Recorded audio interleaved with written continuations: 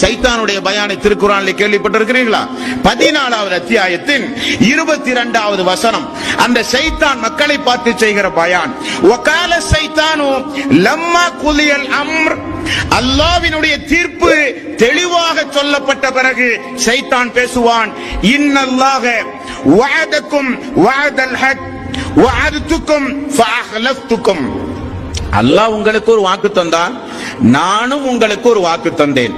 அல்லாஹ் கொடுத்த வாக்கில் அல்லாஹ் உண்மையானான், நான் என்னுடைய வாக்கில் உங்களுக்கு மாறு செய்து விட்டேன். சைத்தானுடைய பயான். மக்கள் எரியிற அடுப்பில் எண்ணெயை ஊற்றுவதை போல வெந்து நிற்கிற மக்கள் மத்தியில இவனுடைய ஒரு பயான், சிறப்பான பயான், சிறப்பு சொற்பொழிவு. அல்லாஹ்வும் வாக்கு கொடுத்தான், நானும் வாக்கு கொடுத்தேன். அல்லாஹ் தன்னுடைய வாக்கில் உண்மையாளன் என்று இப்பொழுது நிரூபித்து விட்டான், நான் என்னுடைய வாக்கில் உங்களுக்கு மாறு செய்து விட்டேன் என்று சொல்லுகிறான்.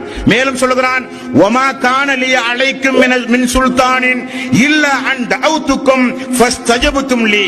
நானும் உங்களை அழைத்தேன், அல்லாஹ் உங்களை அழைத்தான்.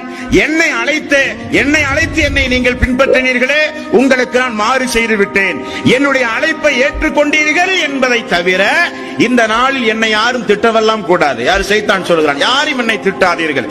மேலும் சொல்லுகிறான், ஃபலா தலூமூனி வலூமு அன்ஃபுஸக்கும், என்னை யாரும் ஏசாதீர்கள்.